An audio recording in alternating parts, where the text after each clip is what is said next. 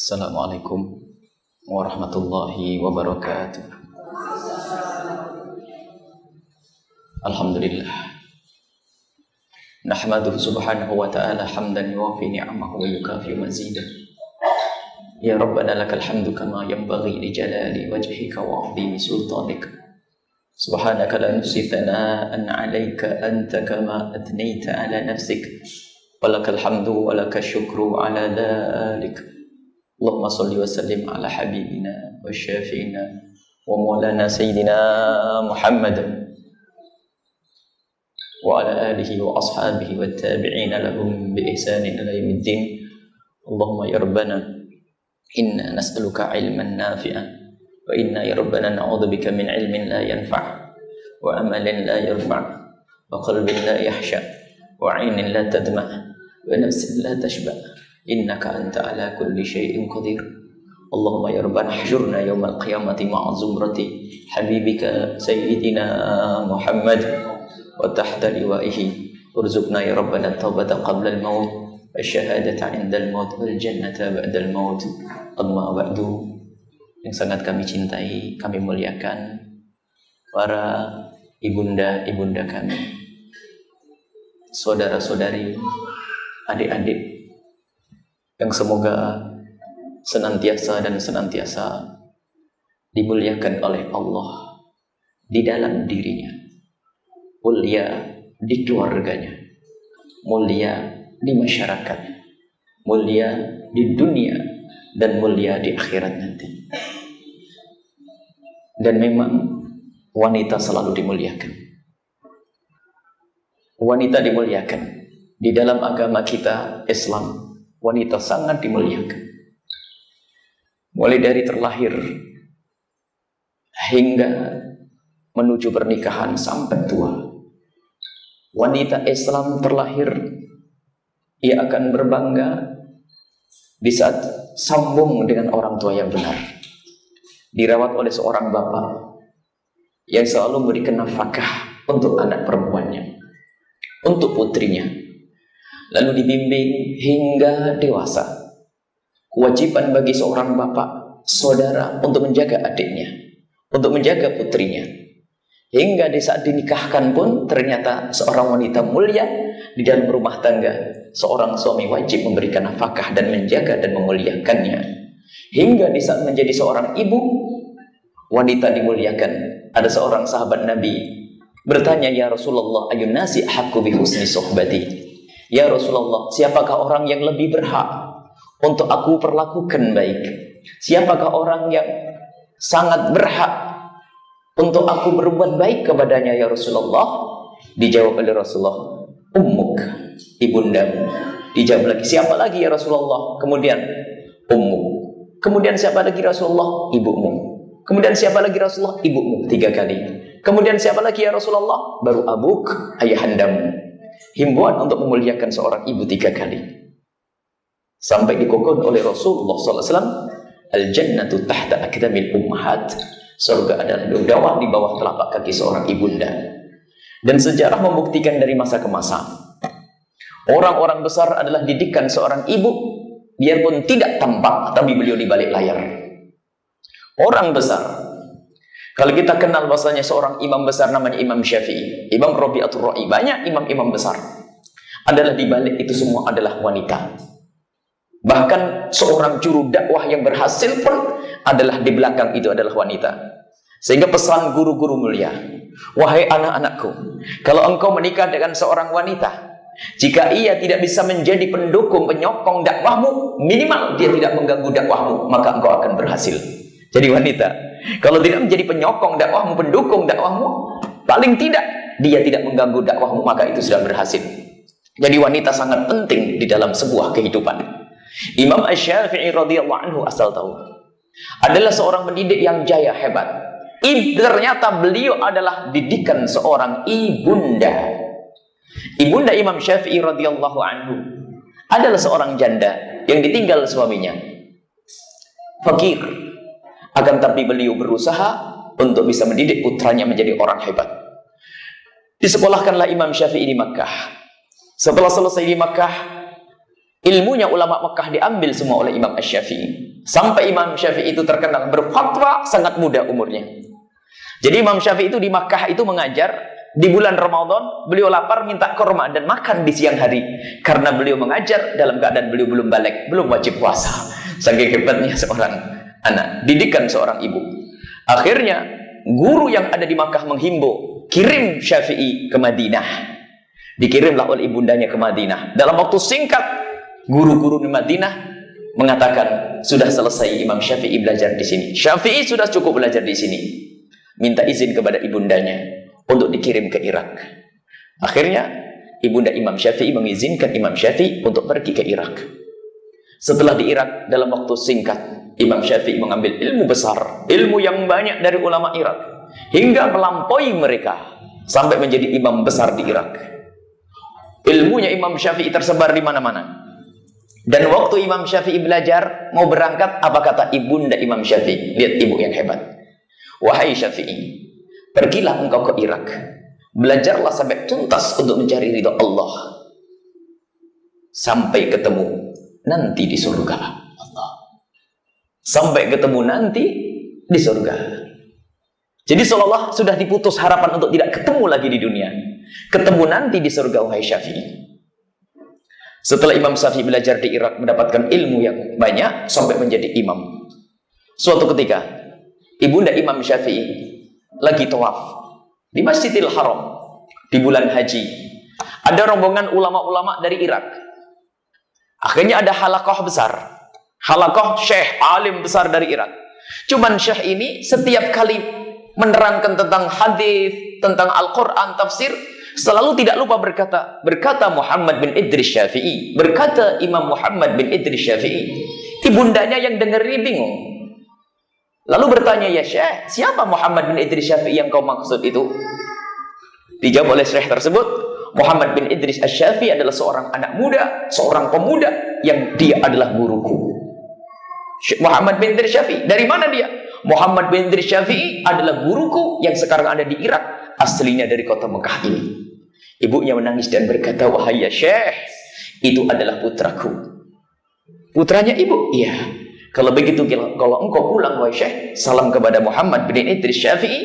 Kalau datang, kak suruh ziarah ke ibundanya. Aku menunggu di Makkah. Berita itu nyampe kepada Imam Syafi'i.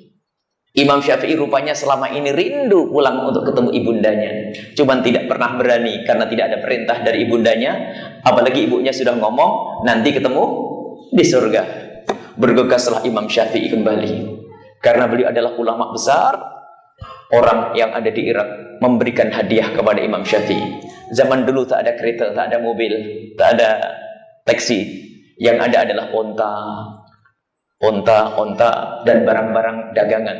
Akhirnya orang-orang ada yang memberikan 1 onta, 2 onta, 3 onta. Saking senangnya dengan Imam Syafi'i, sampai waktu itu Imam Syafi'i mempunyai ratusan onta. Dan di atas pundak onta ada kain, ada kurma, ada gandum, segala macam. Pulanglah Imam Asy-Syafi'i, dibarengi dengan murid-murid beliau.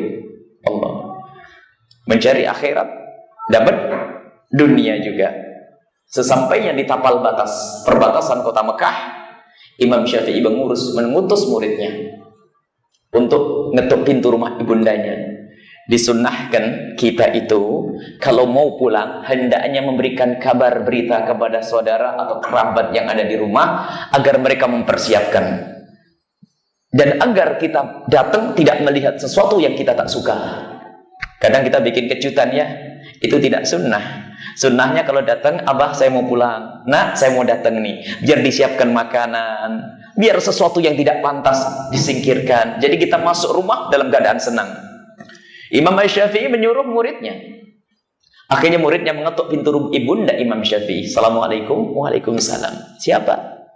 Kami murid-murid Imam Syafi'i. Syafi'i ada di mana? Imam Syafi'i sebentar lagi nyampe. Imam Syafi'i sekarang masih ada di tapal batas perbatasan kota Makkah. Kata ibundanya, Syafi'i bawa apa? Polos, jujur dia seorang murid berkata, Imam Syafi'i membawa ratusan unta dan di atas pundak unta ada bermacam-macam barang.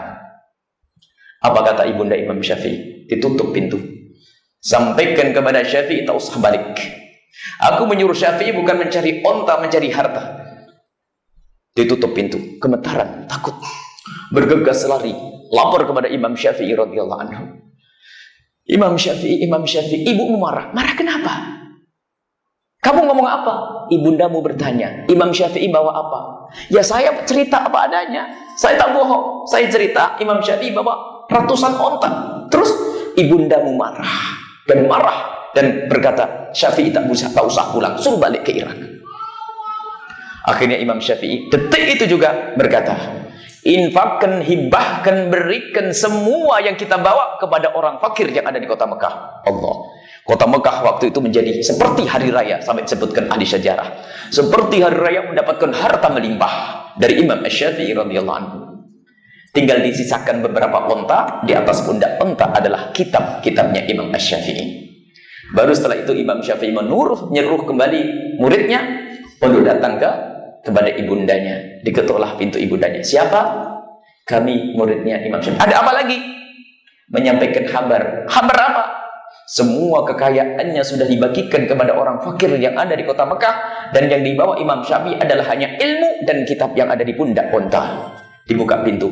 Bilang Syafi'i, suruh cepat sampai ke sini. Allah. Ibu yang cerdas menginginkan anaknya keselamatan di akhirat. Sekarang banyak ibu yang hanya memikirkan keselamatan anaknya selamat di dunia. Dan wanita solehah seperti itu. Boleh anak kita berjaya di dunia, tapi jangan lupa anak kita harus berjaya di akhirat. Disebutkan surga tahta aqdamil ummahat. Surga anak-anakmu adalah di bawah telapak kakimu.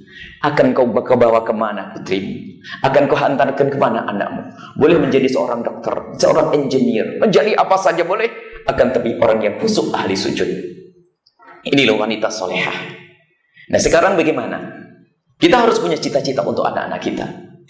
Dunia memang, dunia, kita hidup di dunia. Jangan berkata kita tidak butuh dunia. Kita butuh makan. Kita butuh ngikuti zaman. Akan tapi berikan bekal kepada anak kita keimanan. Kenal Allah, ahli sujud, takut yang haram, ngerti bakti kepada orang tua. Dan kuncinya adalah ternyata di ibunda. Kalau tadi dikisahkan bahwasanya banyak para bapak capek sibuk urusan kerja, tapi ibu punya peran hebat untuk anak-anaknya. Dan kami merasa yang didik kami adalah seorang ibunda. Dan banyak orang dididik seorang ibu, termasuk guru-guru kami berhasil selalu berkata, di balik keberhasilanku adalah istriku. Wanita solehah, wanita mulia, ahli surga semuanya ini. Amin. Baik, sekarang ayo kembali ke rumah masing-masing. Bagaimana fungsi Anda? Solehah atau belum solehah? Anda punya masalah, Anda punya urusan, Anda punya tanggung jawab. Ada suami di dalam rumahmu. Yang punya suami, ketahuilah bahwa wanita solehah adalah yang punya peran untuk menyejukkan sang suami, litaskunu ilaiha. Kesejukan, keindahan. Bagaimana pengabdianmu kepada seorang suami? Nanti ada pendidikan khusus untuk para bapak-bapak. Bapak-bapak ada pendidik khusus nanti. Jadi kita, suami yang benar itu kayak apa? Sekarang menjadilah seorang istri yang solehah. Keindahanmu, kebahagiaanmu di rumahmu. Ini yang harus dinomorsatukan. Kemesraan dengan pasangan adalah nomor satu. Itu yang diajarkan oleh Nabi SAW. Kalau tadi dikatakan bukan sekedar solehah, akan tapi di dunia akhirat, awal akhir untuk suami. Tentunya kita harus berbekal dong. Bagaimana agar aku menjadi wanita yang benar-benar dunia akhirat? Berbekal menjadi wanita yang solehah. Sekarang kita mulai dari suami. Anda punya suami, tanggung jawab besar di hadapan Allah. Sudah dihalalkan dengan satu perjanjian. Suamimu adalah, ibadahmu adalah mengabdi kepada suami. Sampai suatu ketika ada seorang wanita bertanya, ya Rasulullah, alangkah enaknya menjadi seorang laki-laki. Ada jihad, perang di jalan Allah. Ada perang dan pahalanya adalah masuk surga, kemuliaan di surga dengan perang di jalan Allah. Tapi kami wanita kok tidak pernah diajak perang? Jawab Nabi adalah indah. Jihadnya seorang wanita adalah di rumahnya sendiri.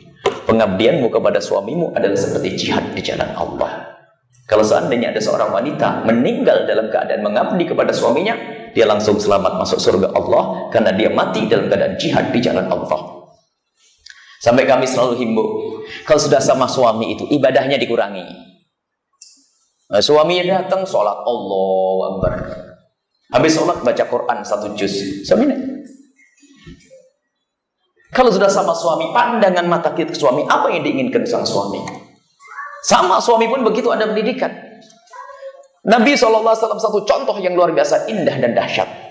Nabi itu bagaimana mendidik? Memberikan contoh, rumah itu adalah untuk indah, bukan untuk membicarakan sesuatu yang di luar sana. Sampai dikatakan Rasulullah itu kalau berada di medan laga, di perperangan, seperti orang yang tidak pernah kenal keindahan dan kemesraan. Akan tetapi, jika Nabi Muhammad sudah masuk rumah istri beliau, begitu sangat indah, mesra, seperti tidak pernah kenal peperangan. Sallu ala Nabi Muhammad.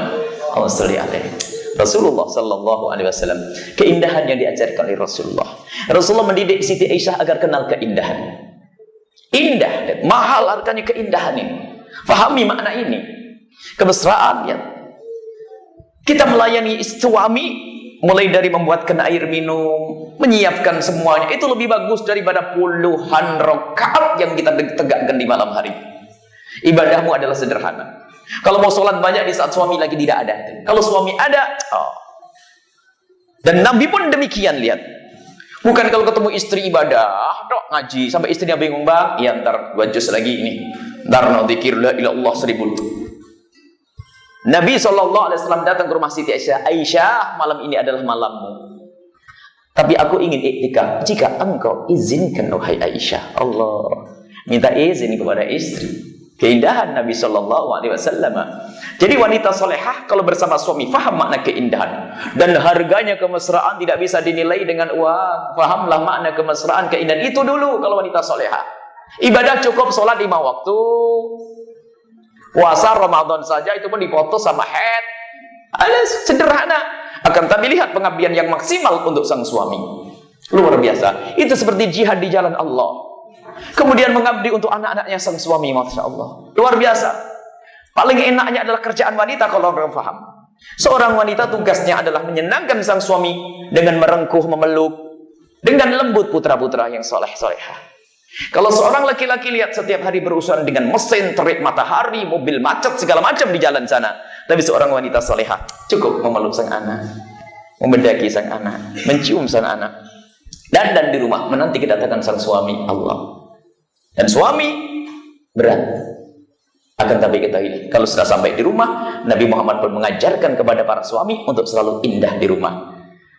Jadi kelembutan seorang istri juga ada hubungannya dengan suami. Sebetulnya ini seimbang, nggak boleh begini nih, harus suami istri datang ini. Kalau kita bicara tentang keindahan nih, wanita solehah nanti harus didampingi oleh seorang suami yang soleh, nanti ketemu keindahan yang sesungguhnya.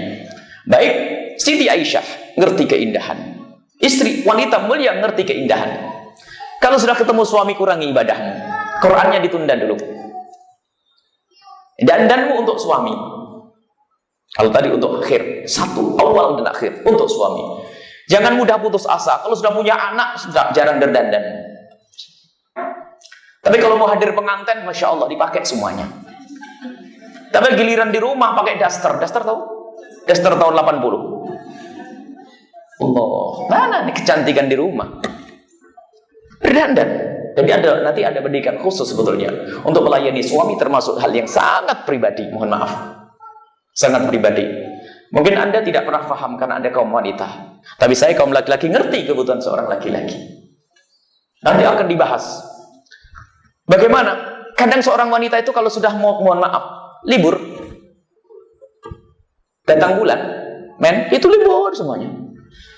Sholatnya libur, buatin kopi sama suami nyiapin semua libur.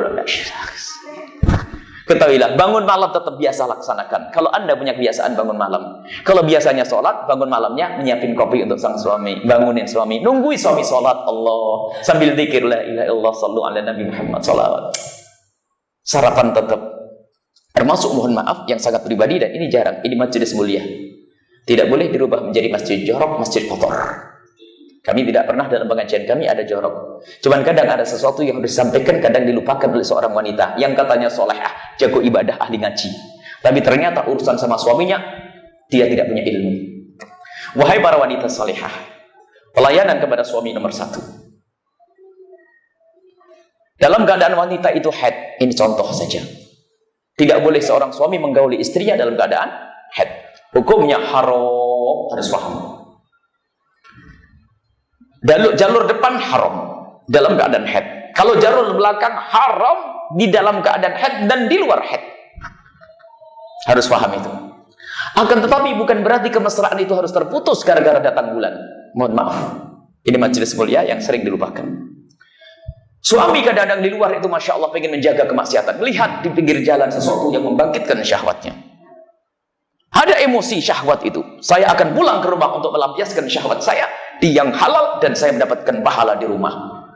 Melihat istri. Tak taunya istri yang ngaji. Ntar dulu bang 2 juz. Naik bintang. Lihat, maka Anda tidak tahu apa yang terjadi di luar. Maka kalau sampai suami di rumah, tuh biasakan. Dan ini kan keindahan kemesraan. Mohon maaf. Ini mesra, indah ini semuanya. Tapi saya dalam keadaan main head. Mohon maaf. Anda dalam keadaan head. Tidak boleh seorang suami bermesraan dengan istrinya sampai memasukkan ke tempat tersebut. Hukumnya haram dan dosa besar. Akan tapi ketahuilah. Jadilah wanita yang cerdas.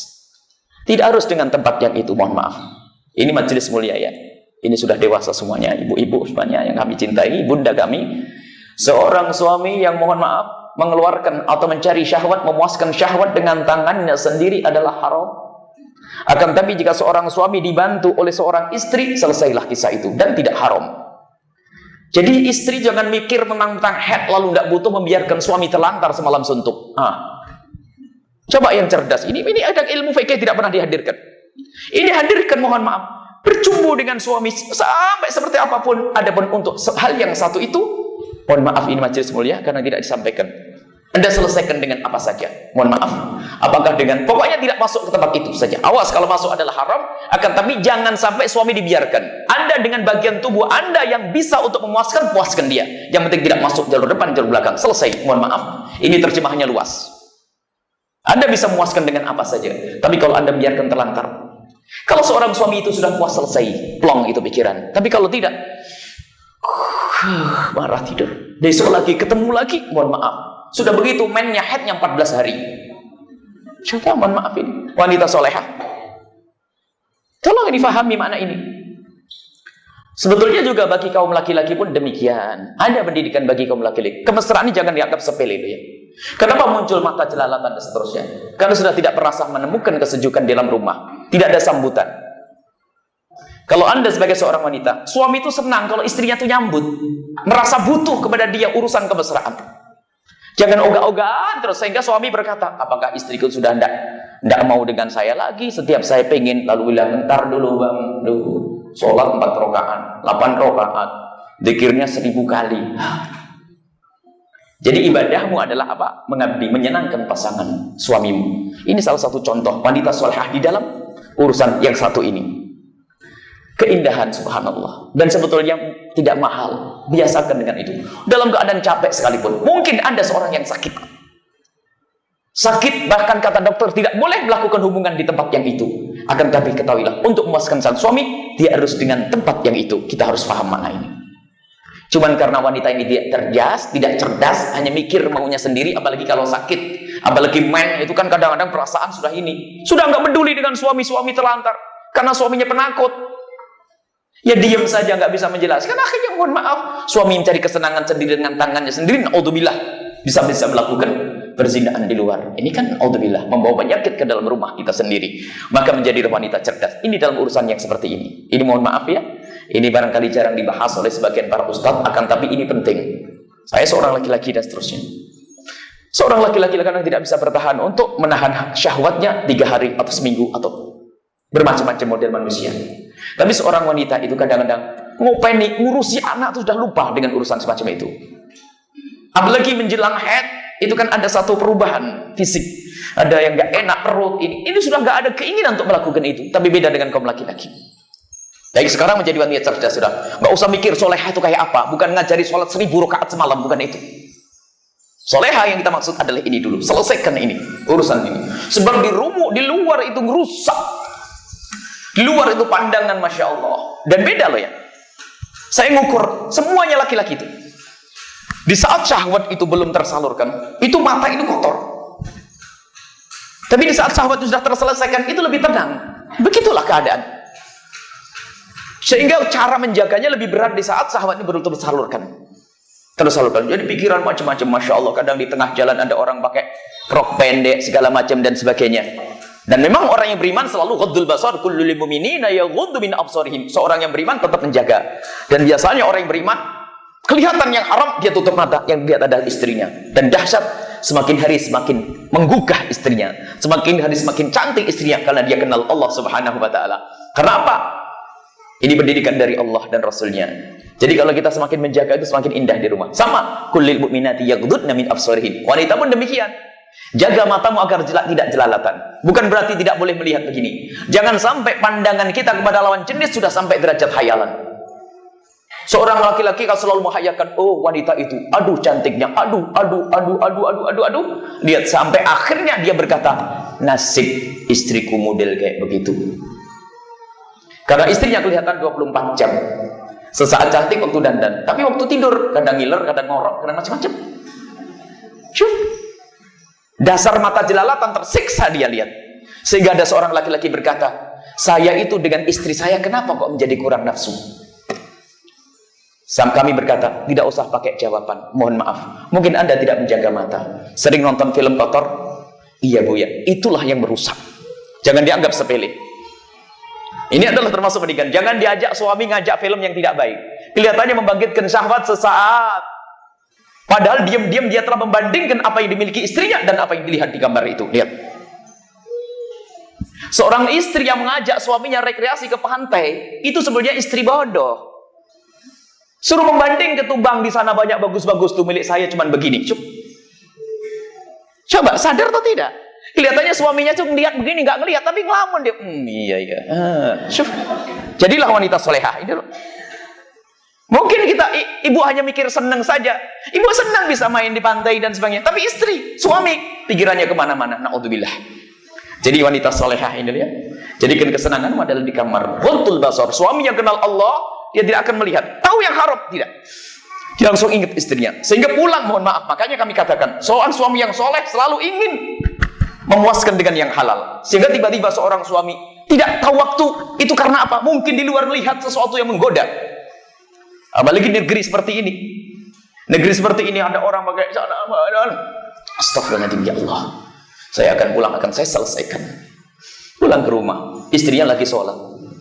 Istri lagi, besok saja bang, besok. Setelah hari ini cerdas semuanya, insya Allah. Amin. Cerdas. Jangan memikir kesenangan diri. Kesenangan diri. Ingat rumusnya Sayyidah Khadijah Al-Kubra. Apa kata Siti Khadijah waktu wanita Arab berkata, wahai Khadijah, alangkah senangnya engkau bersuamikan Muhammad. Waktu itu belum jadi Nabi Muhammad. Alangkah senangnya engkau bersuamikan Muhammad. Apa jawab Siti Khadijah? Demi Allah, lihat kalimat sederhana tapi cerdas. Demi Allah, semenjak aku menikah dengan Muhammad, aku tidak pernah berpikir bagaimana aku bersenang-senang dengan Muhammad, tapi yang aku pikirkan adalah bagaimana Muhammad senang dengan aku. Oh, paham makna ini? Aku tidak pernah berpikir bagaimana aku bersenang-senang dengan Muhammad, tapi yang aku pikirkan adalah bagaimana Muhammad senang dengan aku. Ya Allah. Dan ini kalau semua suami istri berpegang dengan prinsip ini, indah. Suami pun demikian, sama suami. Ini sepintas saja bagi seorang istri. Wanita solehah dimulai dari rumah tangga, keindahan. Sebab ini bisa menjadi problem. Kalau sudah suami istri tidak indah, tidak mesra, ribut, gimana akan membangun anak yang baik? Mana kesolehan? Anak pun sudah tidak suka dengan bapak, ibu, anak ikut keras, caci maki. Akhirnya sang anak pun tidak betah di rumah. Berkawan dengan orang yang tidak benar. Menjadilah anak yang bejat karena apa? Di rumah tidak indah. Maka wanita soleh adalah wanita yang indah di rumah. Idza nadarta ilaiha saratka. Sabda Nabi, kalau dipandang menyenangkan sang suami. Menyenangkan. Dan ini tidak mahal loh ya. Tidak mahal pendidikan dari Nabi, mahal. Tidak usah keliling kita, tidak usah naik kapal pesiar, tidak usah. Cukup kita membuat keindahan di rumah itu. Jadi jari wanita itu yang iseng saja. Sama kita ajari. Hei para suami, jadilah kau suami yang usil. Colak-colek begitu loh. Jalan colek. Itu biar. Ustadz itu kalau sudah ketemu istri, gak ada ustadz sudah. Hilang ustadznya. Ustadz masih pakai gaya ustadz untuk istrinya. Assalamualaikum wahai istriku. Ustaz, kayak Nabi itu kalau di medan laga seperti tidak pernah kenal kemesraan, tapi kalau sudah ketemu istri seperti tidak pernah kenal peperangan. Saya selalu bertanya kepada suami-suami, menyenangkan istri itu nggak susah. Sampai saya ngomong, coba jujur, ibu-ibu saja. Cuman bapak-bapak nggak datang sayang ini. Kalau seandainya ibu sudah pakai kerudung cantik, sudah benar begitu. Cuman karena suaminya iseng, action, pura-pura, mama, pura-pura betulin kerudung. Enak atau tidak rasanya? Ya Allah, enak bener ya. Padahal cuma pura-pura karena suaminya saja pinter actionnya. Mama, ini kurang pantas, ma. Murah, cuman begitu saja. Ada seni bercinta yang harus diajarkan di rumah tangga. Nabi mengajari seni bercinta. Nabi mengajari seni bercinta. Kalau belajar cinta bukan dari film. Film itu rusak, ngajari selingkuh, ngajari zina, ngajari kurang ajar pada suami, itu film. Tapi Nabi ngajari keindahan. Kalau kita mau belajar, makanya biasanya begini, hendaknya suami istri datang semuanya. Tapi kalau belajar sama suami bareng-bareng, nggak usah sikut-sikutan. Bang, tuh denger tuh, nggak usah gitu. Sebab kan, cocok, nggak usah begitu. Kita sama-sama mau belajar. Saya pengen benah diri, suami berbenah diri. Nabi indah. Coba, Nabi SAW sangat indah. Mendidik wanita soleha di rumah. Nabi memulai dengan kesolehan. Suatu ketika Nabi Siti Aisyah ditanya, wahai Aisyah, apa sih yang dilakukan Nabi Muhammad pertama kali kalau masuk kamarmu? Setiap kali masuk kamar, apa yang dilakukan oleh Rasulullah? Siti Aisyah menjawab, Nabi Muhammad kalau masuk kamarku, beliau tidak lupa menggunakan siwak. Satu. Kemudian mencelupkan tangannya di baskom, rambutnya dibasahin. Apa maknanya? Mohon maaf, suami istri kalau di kamar, ya mungkin pelukan, ciuman, dan seterusnya. Nabi dengan bersiwak menampakkan, menunjukkan di depan istri kalau beliau siap dan membersihkan diri. Sebetulnya suami itu begitu. Jangan masuk kamar istri kecuali dia sudah pakai minyak wangi, bersih gigi, dan seterusnya. Itu suami mestinya. Jangan sampai suami masuk ke kamar istri, istri yang ngomong sama suami, kerudungnya di sini nggak sadar suami, bang. Gimana mana bang? Subhanallah. Memang ada suami yang cuek, nggak pernah tahu. Sampai ada seorang istri berkata, kami ada konsultasi ibu, keluarga itu. Ada seorang istri, subhanallah, tidak nafsu dengan suaminya. Kenapa? Suaminya tak tahu diri. Kalau lagi ingin, sudah ingin saja. Tidak mau dia mencoba bersih diri, gosok gigi yang bersih, pakai wewangian, tidak ada. Sampai dia tuh, saya tidak mau dicium suami saya. Karena apa? Ya begitu. Tidak pernah menyiapkan diri untuk menyenangkan istri, sama. Ada seorang istri juga begitu, na'udzubillah, cuek, mohon maaf ya. Ada bagian tertentu ibu atau adik-adik putri kami, jangan Anda kalau melayani suami dalam keadaan tidak siap. Minta tolong, bang sebentar saja. Mungkin dengan mengelap bagian lipatan-lipatan agar tidak mengeluarkan aroma yang tidak pantas. Coba biasakan yang baik. Dengan kain, dilap atau apa, atau tisu basah dan sebagainya. Dilap bagian-bagian yang, mohon maaf, ini adalah karena kadang takut mengundang aroma. Sehingga seorang suami hanya melakukan karena butuh saja, bukan sampai menikmati secara sesungguhnya. Sebab ada seorang wanita cuek, cuek bebek. Ada wanita itu. Sampai ada seorang suami ngomong begitu. Insya Allah di sini nggak ada. Jadi tolong dibersihkan, mohon maaf, ada lipatan-lipatan ini. Kadang-kadang dalam duduk sebentar ada keringat, ada apa. Di saat akan dicumbu oleh seorang suami, disiapkan ini semuanya. Itulah wanita solehah. Termasuk bagian lipatan-lipatan tersebut dibersihkan. Semuanya, mohon maaf. Ini adalah barangkali pelajaran yang jarang dihadirkan, tapi ini penting. Sering dilupakan seorang wanita. Padahal murah, gampang ini. Seorang suami pun harus ada pendidikan indah. Mesra itu penting, harganya mahal, tidak bisa dinilai dengan uang. Baik itu Nabi Muhammad SAW, siwak. Sampai kami selalu ngomong, hei para suami, kemana-mana bawa sikat gigi deh. Jadi kalau sudah sebelum masuk rumah tuh mampir ke masjid dulu atau gimana, pokoknya saya ketemu istri saya ini. Jangan sampai, jadi nanti itu kalau sebelum masuk rumah sudah kecium baunya, minyak wangi suamiku dulu. Jangan sampai, keringat suamiku nih mesti. Jadi perlu membiasakan yang baik ini, indah. Nabi SAW, dan Nabi itu makanya kami sering ngomong, jadi orang tuh yang iseng gitu. Jadi bagaimana pokoknya ada program keanehan saja di rumah itu untuk indah. Suatu ketika Nabi minta air, lihat, urusan air saja indah loh Nabi. Makanya kalau punya suami kenal Rasulullah dengan benar, akan indah dia, mesra. Rasulullah suatu ketika melihat Siti Aisyah lagi minum. Rasulullah, saya minum ini. Akhirnya, ya Aisyah, nawilini ya. Aisyah, aku haus. Beri air minum yang lagi kau minum. Separuh diminum Siti Aisyah, baru setelah itu diberikan ke Rasulullah. Diambillah gelas oleh Rasulullah SAW. Setelah gelas diambil oleh Rasulullah, gelas itu diputar oleh Rasulullah. Dicari di mana bibir Siti Aisyah nempel di bibir gelas, ditempelkan di bibirnya Rasulullah SAW. Kata Siti Aisyah, qasdan minhu, dengan sengaja menunjukkan kalau Rasulullah tidak pernah jijik dengan bekasnya Siti Aisyah. Allah. Kalau bahasa sekarang lah, makan sediring di luar, suap-suapan deh, begitu loh. Suap-suapannya waktu jadi pengantin saja. Kalau sudah punya anak 3, bang makan duluan ada ya bang. Allah, innalillah. Jadi ini adalah diantara fadilah solehah di rumah dulu. Jangan bicara macam-macam tentang ilmu yang muluk-muluk, sholawat 2000 kali, istighfar 6000 kali, tapi sama istri suami cemberut. Tidak, ini dari rumah ini. Rumahnya orang yang ahli iman ya. Kalau sudah keindahan ada, mau ngaji bareng mah enteng. Kalau sebuah rumah tangga indah, ibu dengar ceramah disampaikan ke suami, mau dengar pasti. Karena rumah tangganya indah. Kalau lagi berantem, ibu ceramah, bang dengar nih. Tadi dengar ceramah dari Buya nih. Apaan tuh? Jadi keindahan itu membuka hati. Kemesraan. Makanya selama ini dalam perjalanan dakwah, 2 hal yang penting untuk dihadirkan: kemesraan dalam rumah tangga, keindahan dalam rumah tangga. Yang kedua, pendidikan anak. Itu cabang daripada keindahan. Pendidikan anak tidak susah benar jika rumah tangga tidak indah. Dan tidak mahal harganya. Murah. Mesra itu adalah murah kalau orang ngerti. Dan kemesraan yang sesungguhnya yang disambungkan dengan Allah Subhanahu wa ta'ala. Cinta karena Allah Subhanahu wa ta'ala. Sadari wahai ibu, pengabdianmu itu bukan sekedar karena cintamu kepada suamimu. Sepele rendah. Cinta karena manusia.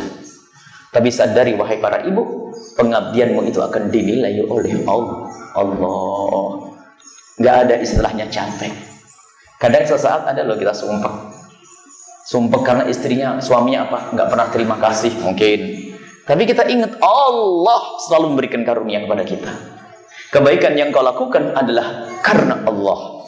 Maka mudah untuk membangun keindahan. Maka nanti kuncinya di situ. Jalinan rumah tangga karena Allah. Maka senantiasalah dekatkan pasanganmu kepada Allah. Nanti ada pendidikan selanjutnya. Berusahalah untuk menjadikan pasanganmu semakin kenal Allah.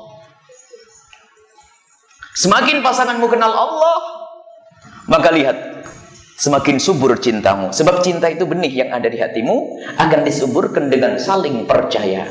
Dan saling percaya ini karena yang dipercayai semakin dekat kepada Allah. Kalau suaminya semakin bejat, ya tidak percaya lagi.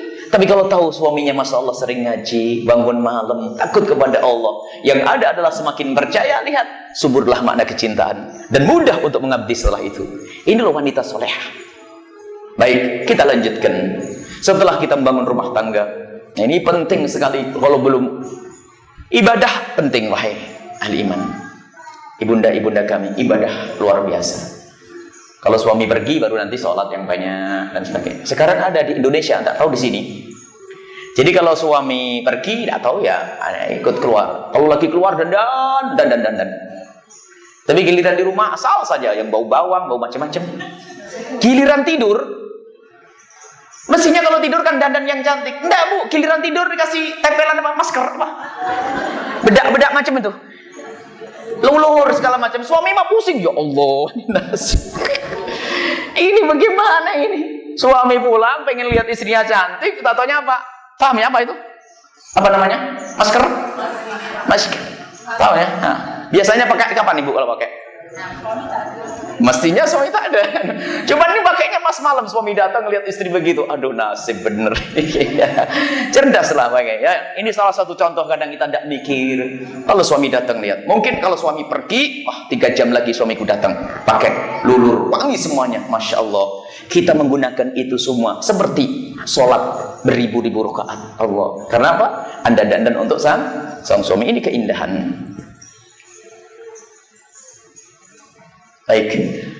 Nah, untuk memulai dari sini, wanita solehah itu adalah yang ada di rumahnya sendiri. Sehingga dikatakan al-ummu madrasatun, ibu adalah madrasah. Kalau kita tidak bisa baik, seorang ibu tidak baik di rumah, lihat anak tidak bisa baik. Makna kesolehan adalah bukan sekedar orang banyak sholat. Ada orang yang tertipu. Awas.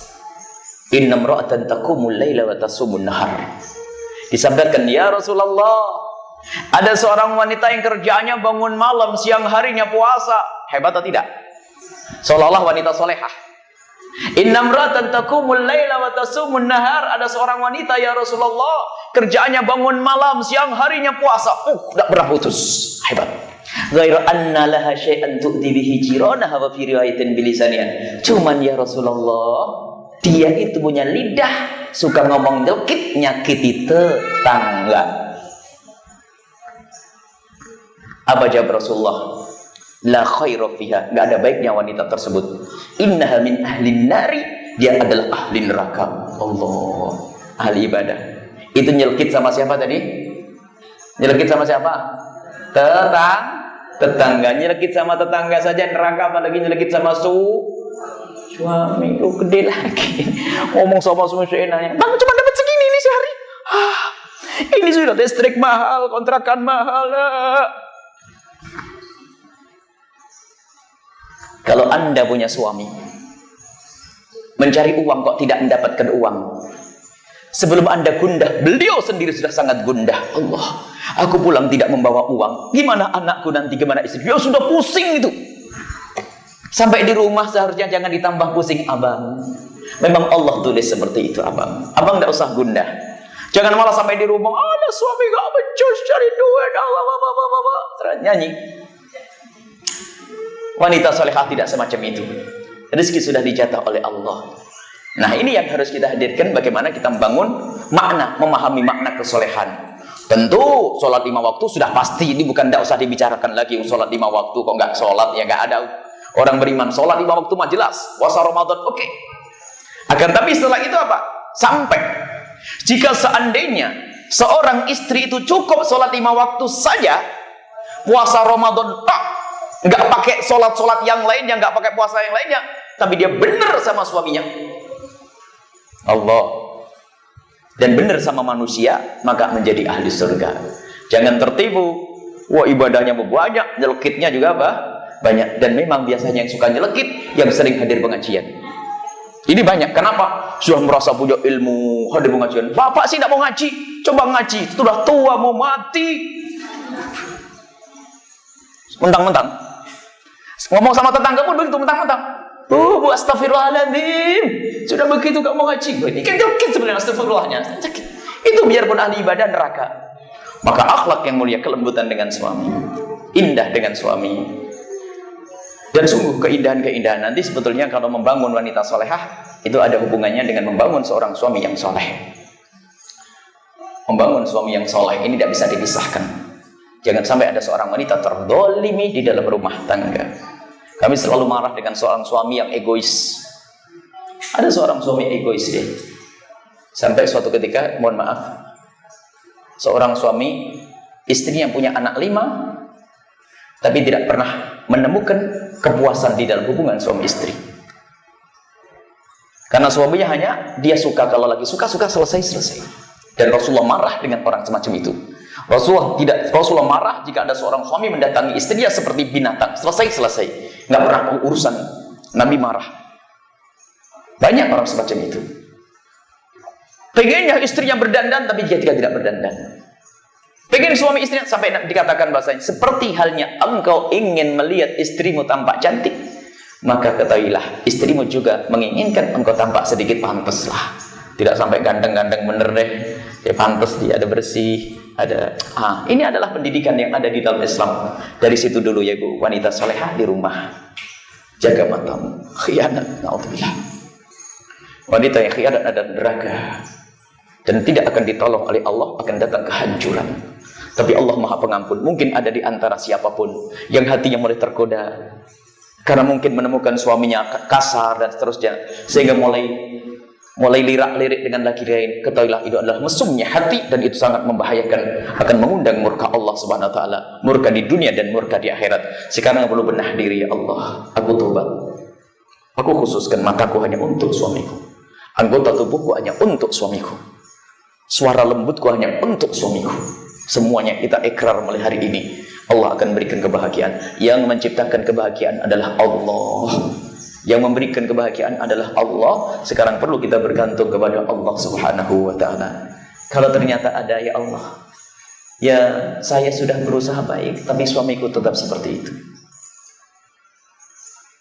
Ada, dia baik, istri baik, tapi suaminya tetap tidak baik.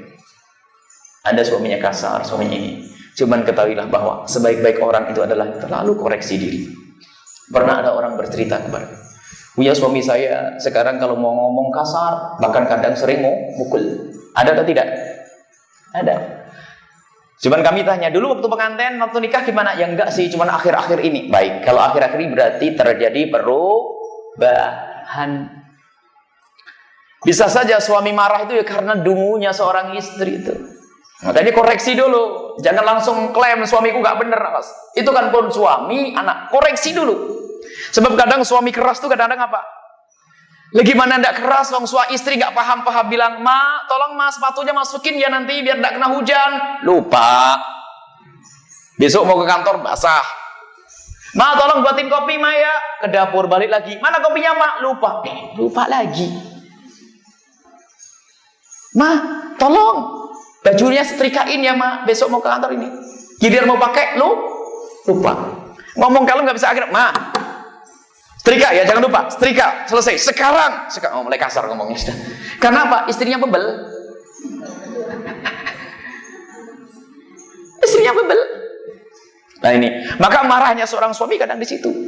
Ini kok yang diantemin istri saja. Wah, ibu soleha, nanti kalau ketemu bapak-bapak habis bapak-bapak nanti itu. Ini gilirannya nanti, makanya nanti pengajian bapak-bapak dihabisi bapak-bapak nanti. Kalau tidak bisa menyenangkan suami adalah bukan suami. Sampai kami katakan, kalau sampai seorang suami untuk menundukkan istri harus pakai tempelengan, itu adalah suami paling bodoh. Istri itu lembut, disanjung beres. Biarpun hitam saja dibilang mama sekarang mulai manis, itu sudah seneng. Ya betul ya? Biarpun hitam misalnya dibilang, "Aduh mama sekarang manis, hitam-hitam manis," sudah seneng loh. Oh, yang belum meluluhkan istri itu gampang, pakai mempeleng, wah tak cerai kamu nanti. Apa itu semuanya? Makanya ibu harus bisa ngumpulin bapak-bapak nanti ceramahnya saya sih. Itu tes gitu Zer. Sampai di rumah ketemu, akhirnya lir-liran dimarah ibu ya tadi nanti saya juga. Kalau itu oke, kita akan selalu kerja sama yang baik ya. Kita ada perlu kesadaran, namanya keharmonisan rumah tangga. Ini saja mungkin ibu wanita solehah ternyata ada di rumah. Baru setelah itu hadiri terus majelis semacam ini. Nanti ada peningkatan. Ibadah apa sih yang hendaknya kita lakukan? Ibu ibadah jangan berat-berat. Sholat 5 waktu dulu. Baru ditingkatkan dengan sholat sunnah, qabliyah, ba'diyah. Jangan sunat yang macam-macam dulu. Kita kalau bekerja itu kan yang gede gajinya. Kalau ngambil sesuatu yang paling mahal dulu. Ambil ikan yang gede-gede dulu. Jadi kerjakan sesuatu yang maksimal. Sesuatu yang besar pahalanya. Jadi sholat qabliyah, ba'diyah dulu. Sholat duha 2 rakaat. Untung-untung 8 rakaat kalau bisa. Waktu suami gak ada, 2 rakaat. Assalamualaikum. Kalau suami datang ya sudah selesai langsung sholat, tinggal masuk. Aduh, mohon maaf. Nah ini. Kemudian sholat malam jangan lupa. Minimal 3 rakaat plus 2 deh. Ini kelas TK. 2 rakaat hajat, tahajud.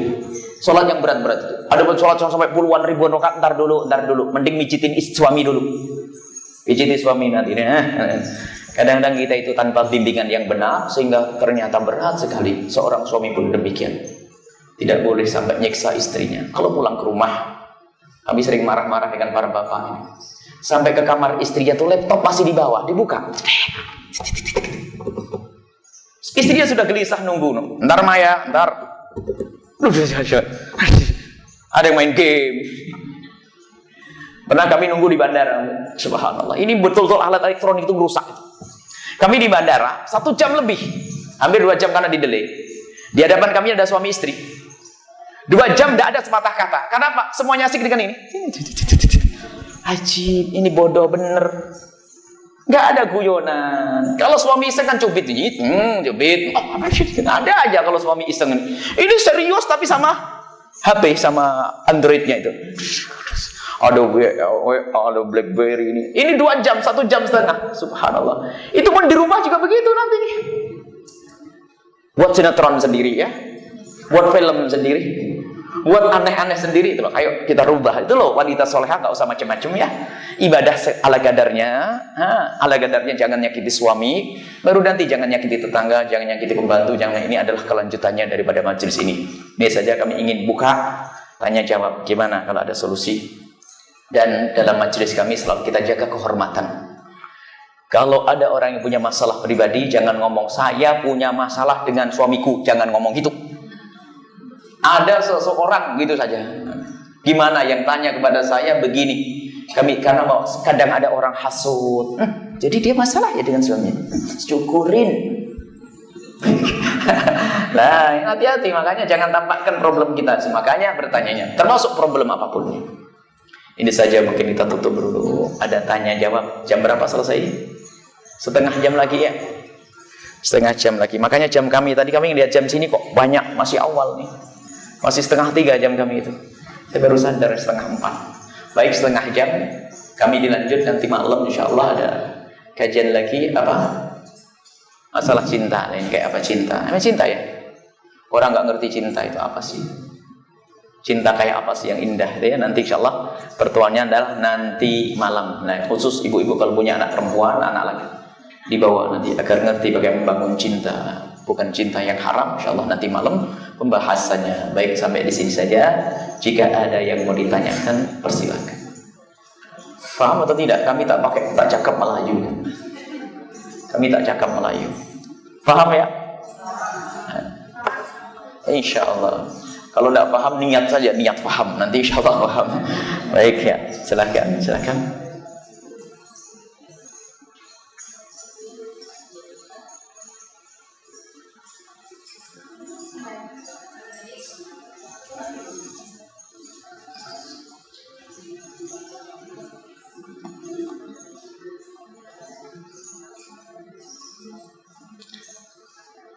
Kami punya beberapa program, diantaranya belajar head praktis. Cuma butuh waktu 30 menit kali 2 plus 30 menit. Tak usah bawa buku, hanya catatan kecil saja. Kita punya buku, tak boleh dibaca. Sebab banyak wanita sekarang belajar head, keluar dari majelis yang ada hanya bingung saja. Dan kami pengalaman waktu kami mengajar di luar dulu, di Yaman, kami kan sempat ngajar.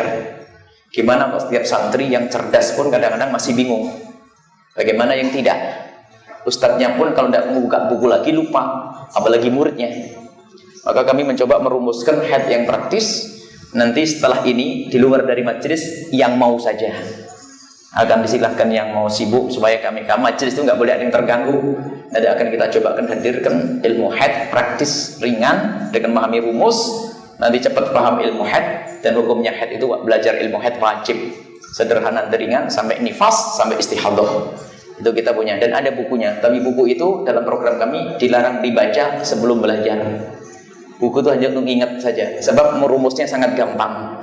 Karena sangat gampang, kalau dikasih buku, kami cerita panjang lebar, ibu baca buku, nggak paham buku, nggak paham saya, kan repot nanti. Baik, ini saja insya Allah. Setelah ini majelis ditutup, salat asyar. Mungkin nanti atau pertemuan nanti panjang umur insya Allah. Baik, ini saja yang mau ditanyakan, silakan. Ustaz Batur salam. Kalau sekiranya malu nak secara langsung boleh SMS. Kami bangun jamaah kami tidak boleh malu. Teman-teman, ibu bunda kami tidak boleh malu. Tanya bebas. Karena membiasakan untuk tahu nanti. Semua majelis kami ada pertanyaan.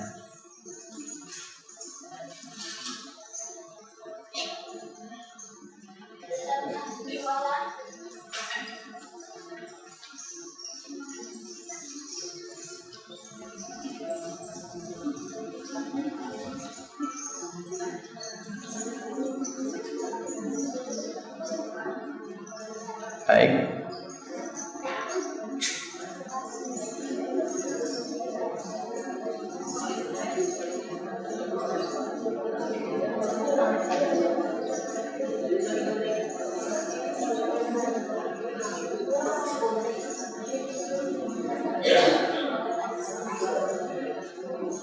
Ada yang tanya? Kalau ada satu, nanti pasti ada yang nyontoh ya, Mas. Semua majelis kami kita buka pertanyaan karena kami ingin tahu apa sih yang terjadi, permasalahan apapun.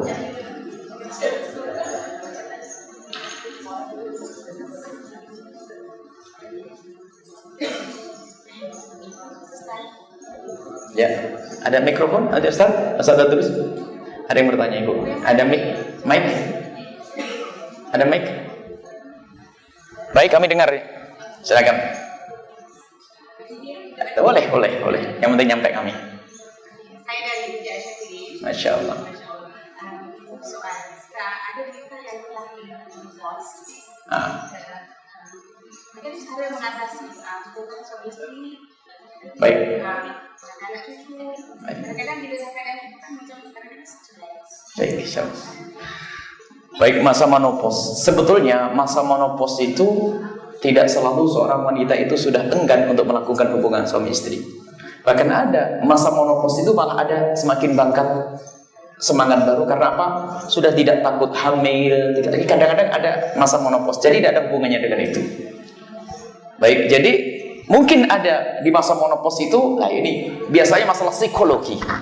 Karena merasa menopause, yang disuarakan menopause itu seolah-olah wanita tak berguna lagi, sehingga mempengaruhi dirinya, akhirnya menjadi dingin, sehingga di depan suami dibilang kamu menopause. Oh tidak, menopause, tapi semangat seperti anak perawan kepada suami.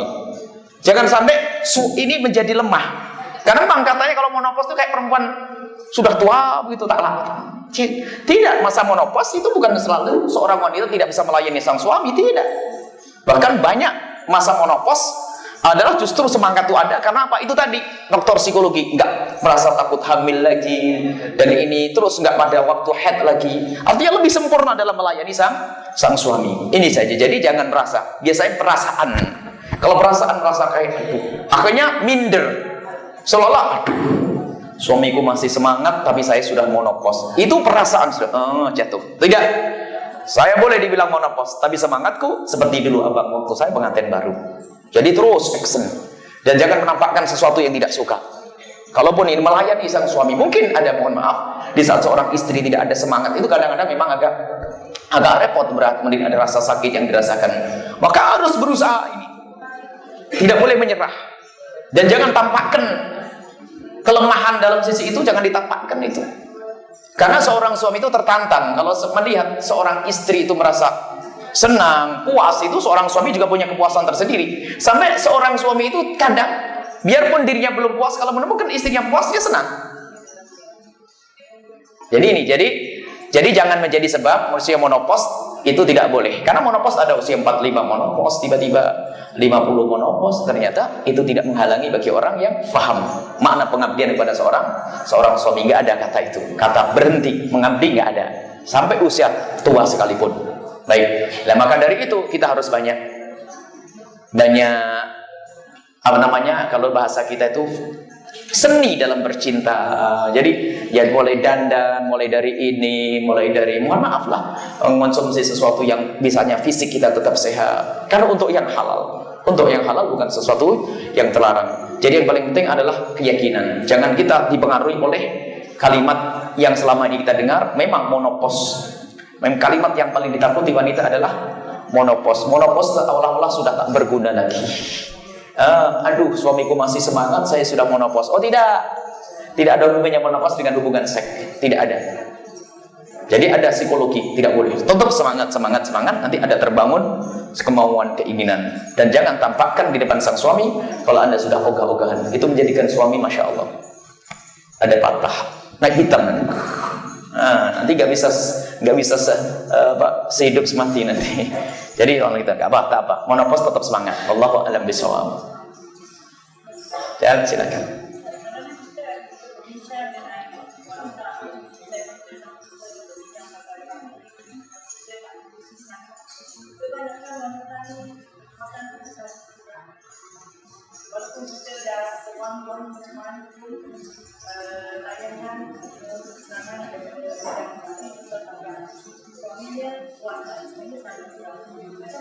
Suami kurang. Baik, suami kurang atau sebaliknya? Baik. Ngomong. Subhanallah. Jadi betulnya memang harus ada kejujuran dalam hubungan suami istri.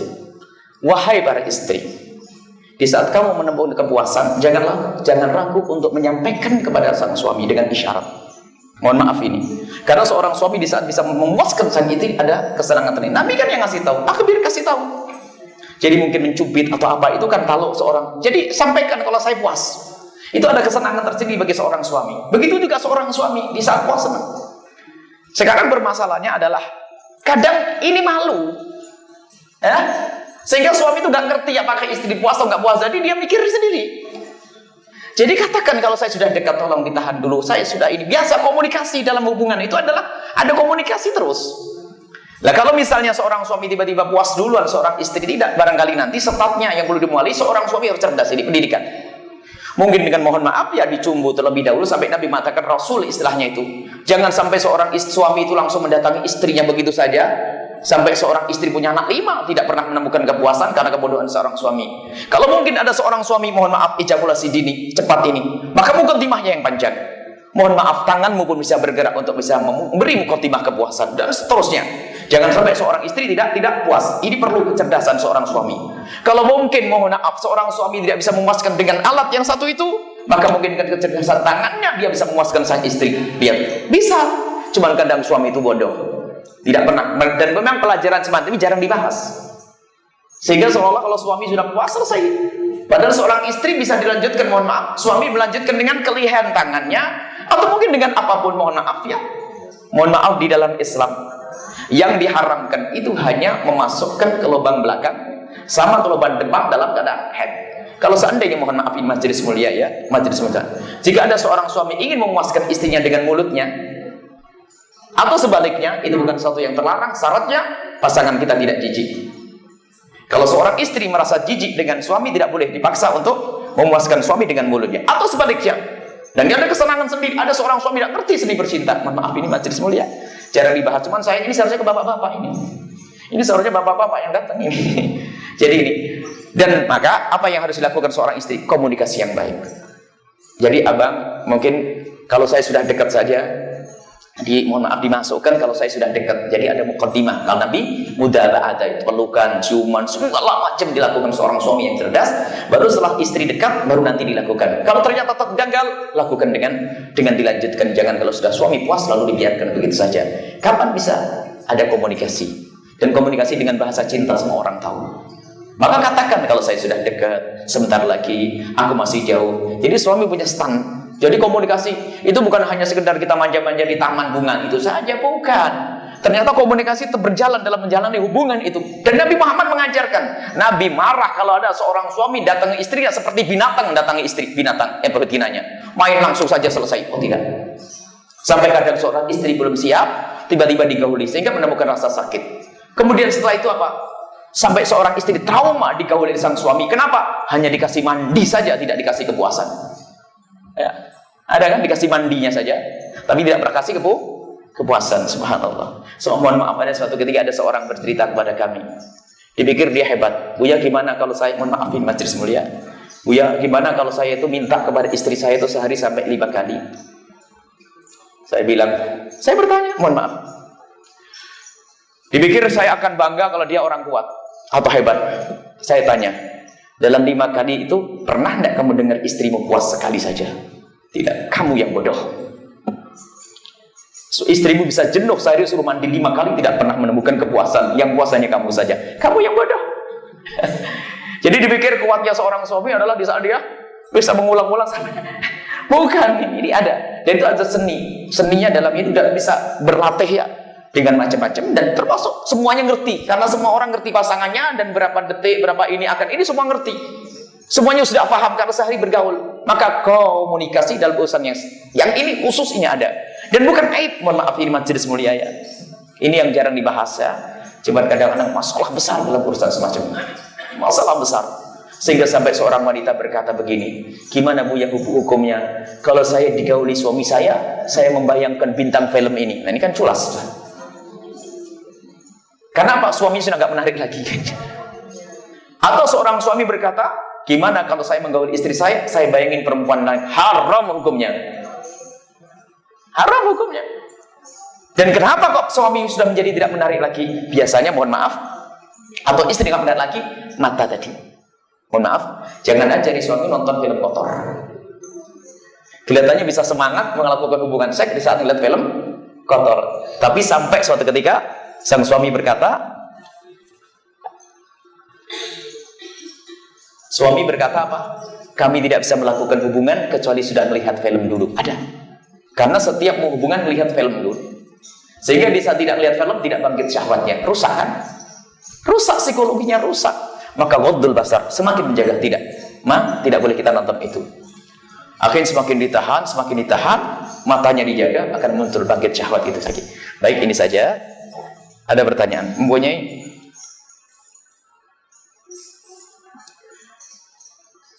Saya mempunyai kantong beg kencing semasa sholat, air kencing masih dalam. Sah tidak sholat saya? Ketahuilah bahwa jika itu sesuatu yang tidak bisa dibuang atau disingkirkan karena proses pengobatan ya, maka beg ya, karena ada kantong kencing yang karena sakit ya, maka ketahuilah bahwa sholatlah dalam keadaan ada kantong, ada begnya itu. Sholat dan sholatnya adalah sah dan diterima oleh Allah Subhanahu Wa Taala. Cuman kita masuk kaidah begini, kaidahnya sholatnya sah, jangan dihalih untuk sholat, jangan sampai tidak sholat gak sah. Salah nih ustadznya. Sholatmu adalah tetap sah dengan apapun yang kau lakukan sebisamu. Cuma semua sholat yang tidak terpenuhi syaratnya karena udzur kayak tadi sah, cuma wajib diulang kalau sehat nanti. Jadi sholatnya tetap sah dan mendapatkan pahala sempurna, cuma wajib diulang. Kenapa kok wajib diulang? Karena syaratnya belum sempurna, yaitu tidak boleh bawa najis, dia bawa najis. Tapi sholatnya tetap sah dan mendapatkan pahala sempurna. Dan kalau orang, dan nanti wajib mengkodok setelah sehat. Mau sehat tidak kira-kira dia? Pasti mau sehat. Dan ngodoknya semampunya. Karena udzur. Termasuk seperti orang yang sholat, tiba-tiba mohon maaf di sebuah tempat ibu-ibu, sholat bajunya kena najis. Di negeri yang tidak mungkin berganti baju lagi.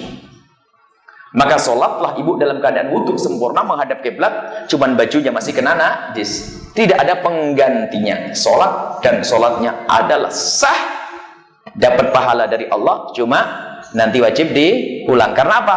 Kaidahnya semua sholat yang tidak memenuhi syaratnya dan dilakukan karena ada udzur tadi, sholatnya adalah sah tapi wajib diulang. Apa saja?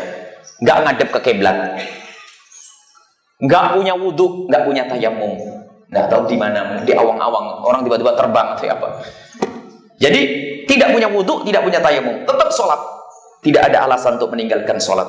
Cuman semua sholat yang tidak terpenuhi syaratnya nanti wajib diulang. Tapi yang penting apa? Tidak dosa di hadapan Allah. Jangan sakit masih berdosa. Tapi kalau mati setelah itu tidak akan dituntut apapun. Kalau sehat, pilih mana kira-kira? Mati atau sehat? Sehat, ringan sebenarnya, nggak berat. Kok harus ngulang? Mau sehat nggak sih? Mau ditawari sehat kok nggak mau? Kalau nggak mau ngulang gampang, langsung mati. Ya. Jadi insya Allah sehat. Ibu yang kena begini insya Allah sehat. Jadi seperti itu.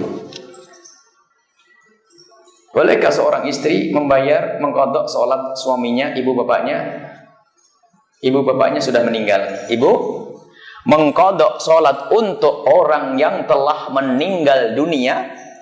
Di dalam madhab Imam Syafi'i ada 3 pendapat. Pendapat yang pertama, bukan madhab Syafi'i saja, jumhur ulama 4 madhab. Pendapat yang pertama, tidak diqadha, tidak dibayar fidyah. Pendapat yang pertama, kalau ada orang meninggal dunia punya utang sholat, kita doakan saja semoga Allah mengampuni. Selesai. Pendapat yang kedua, dibayarkan fidyah, dikiaskan dengan puasa, disamakan dengan puasa. Kalau ada orang meninggal dunia punya utang puasa, dibayarkan fidyah 1 hari 6,7 on beras, makanan pokok. Maka pendapat yang kedua adalah madhab Syafi'i, kalau ada orang meninggal dunia punya utang sholat, boleh dibayarkan fidyah. Setiap 1 hari sholat 6,7 on. Tinggal dihitung berapa kali sholat. Ini pendapat yang kedua, dikiaskan dengan puasa, dikiaskan dengan puasa.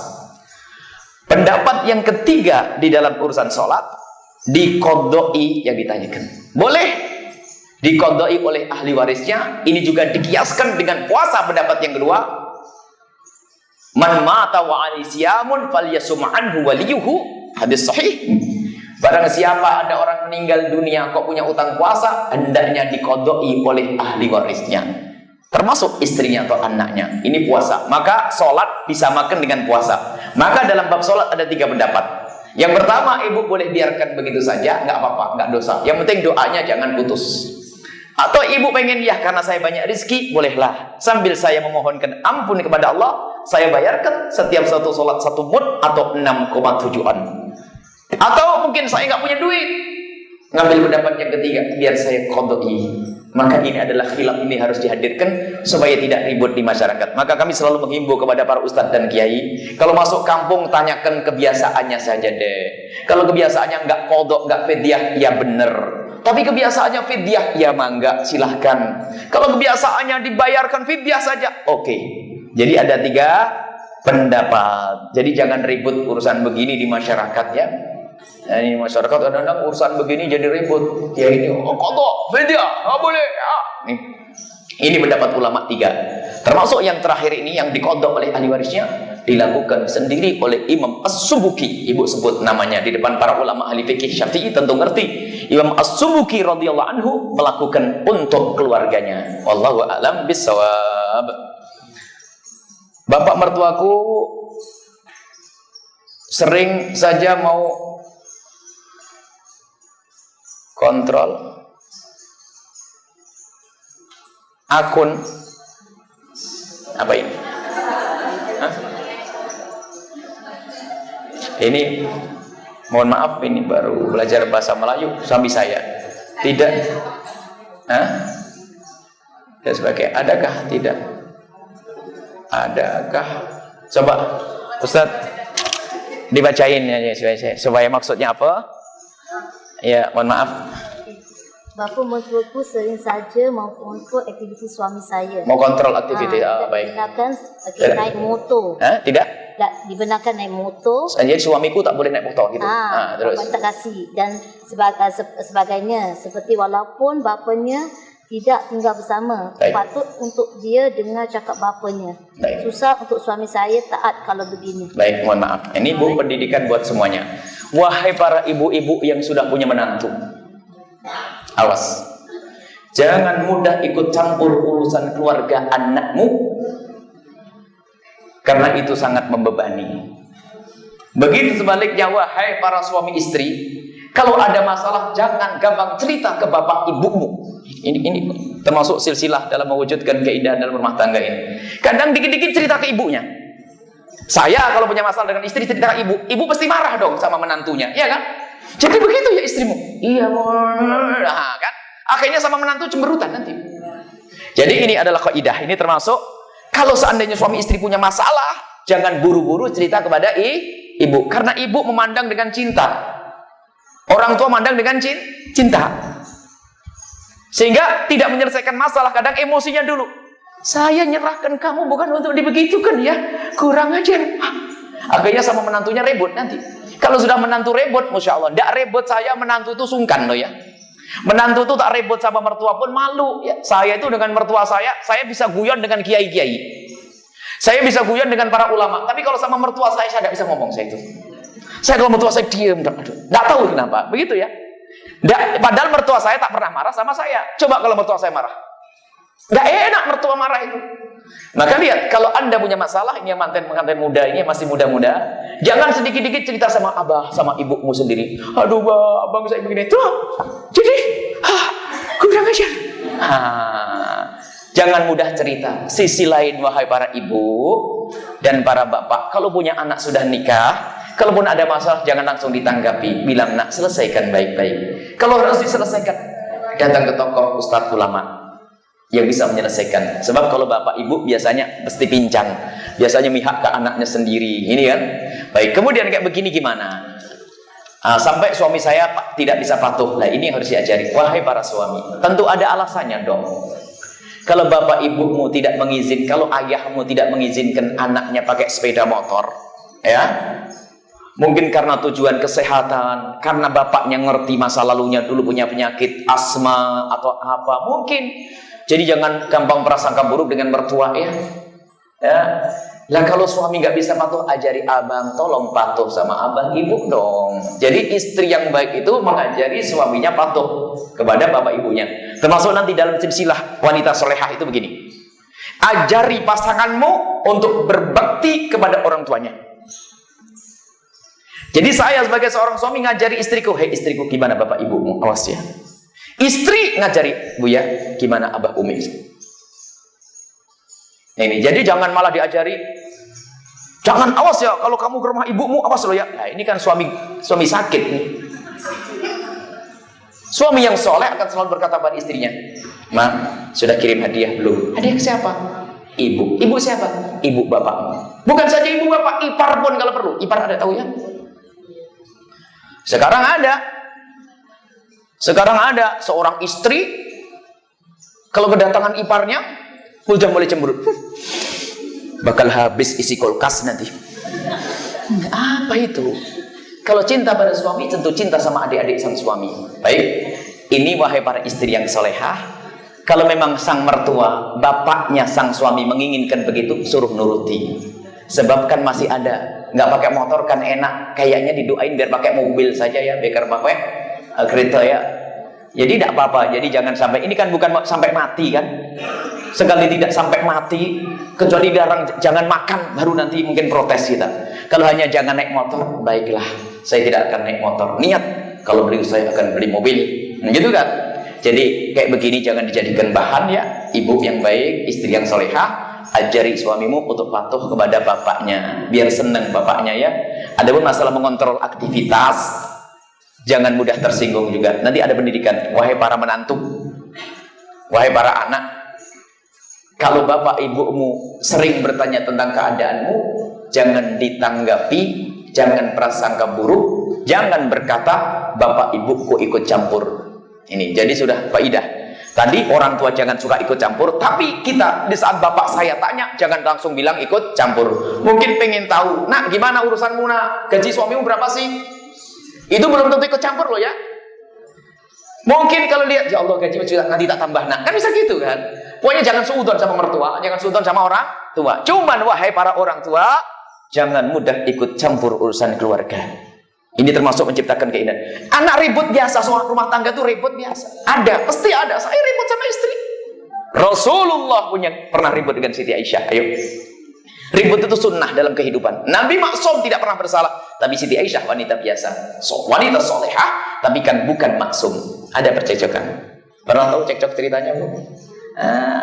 Ada cemburu, ada. Tidak tahu ada percekcokan. Ini kisah ya. Suatu ketika cekcok. Sampai cekcok ini berat. Sehingga perlu penengah. Sehingga Rasulullah memanggil Sayyidina Abu Bakar Siddiq, ayahanda Siti Aisyah. Wahai Abu Bakar, aku ribut dengan putrimu. Tuh lihat, kelihatan masih cemberut. Aku ribut dengan putrimu. Tolong kamu jadi penengah antara aku dengan dia. Sayyidina Abu Bakar berkata, ya Rasulullah, gimana aku akan menjadi penengah? Engkau nabiku, Aisyah adalah putriku. Gak bisa saya ya Rasulullah. Tidak ya Abu Bakar, ini perintah dariku. Perintah. Baik ya Rasulullah kalau ini perintah. Sayyidina Abu Bakar diam menjadi penengah. Lalu Rasulullah berkata, Aisyah, sudah, ayahmu siap menjadi penengah di antara kita biar nggak terus ribut. Sekarang siapa yang ngomong dulu? Aku dulu atau kamu dulu? Siti Aisyah menjawab, kamu dulu yang ngomong ya Rasulullah, tapi jangan ngomong kecuali yang benar. Nabi Muhammad digituin. Memang Nabi pernah ngomong salah? Saking marahnya Siti Aisyah. Kamu saja yang ngomong dulu ya Rasulullah, tapi jangan ngomong kecuali yang benar. Sayyidina Abu Bakar As-Siddiq dengar putrinya seperti itu, marah. Dipukul Siti Aisyah. Lari dipukul, dikejar sama Siti Aisyah. Lari dia, berputar di mana? Berputar-putar, akhirnya bersembunyi di bawah dadanya Rasulullah SAW. Setelah itu gak sadar Siti Aisyah, bingung dia. Dongak ngelihat wajahnya Rasulullah. Rasulullah tersenyum. Ini lagi berantem, ngeranggul saya nih. Maknanya apa? Suami itu dalam keadaan apapun hendaknya tetap dianggap pengayom bagi sang istri. Dan istri kalau punya masalah jangan sampai dikit-dikit langsung ke tetangga. Jadi tetap suami adalah tempat pelindung. Mestinya begitu. Kadang suami pulang dulu, tetangga tahu semua. Sampai sagam. Suamiku gini. Ya, perempuan murah itu. Kalau ada masalah, tetap suami adalah tetap imamku. Aku tidak boleh cerita kemana-mana. Lihat Siti Aisyah dalam keadaan, padahal waktu itu kan lagi berantem dengan Rasulullah, mau dipukul sama ayahnya, minta perlindungan dari Rasulullah. Sama Rasul, jangan apa kan. Akhirnya Siti Aisyah nggak dasar, senyum. Aisyah tersenyum, Sayyidina Rasul tersenyum, Abu Bakar bingung, ini katanya berantem tadi. Nah begitulah, jadi dalam keadaan apapun, seorang suami tetap harus bisa ngayomi, adil. Kemudian seorang istri harus menganggap suami adalah seorang imam. Begitu ya. Baik, apalagi pertanyaannya? Masih banyak. 4:16 asyarnya. Ada 10 menit lagi. Untuk memikat suami jika suaminya sering cuek dengan istrinya, sedang istrinya sering mengharapkan belayan dan suaminya. Masya Allah ya. Ini sering yang terjadi. Cuman kadang orang itu punya kebiasaan beda-beda. Ada orang yang kaku nggak bisa mesra belas. Ya, ada suami tidak usah mesra belas. Maka kaidah dalam menciptakan keindahan dalam rumah tangga, termasuk prinsip yang harus kita hadirkan adalah lakukan kewajibanmu, jangan banyak menuntut. Sudahlah ibu, kalau suamimu cuek, ibu saja jangan cuek sudah. Yang iseng ibu sendiri, nanti ketularan dia. Jangan main balas, cuek saya cuek, nggak begitu sudah. Suami cuek, sudahlah, cubit ini. Biarin suami diam tak? Pokoknya yang cuek, jangan. Gimana? Cuek itu ini cuek. Si yang tulis orang ini cuek itu tak peduli, tak perhatian. Ya, nah ini tulisan di sini nih. Cuek. Baik. Ada suami cuek tak peduli ya. Ada suami tak peduli kalau datang.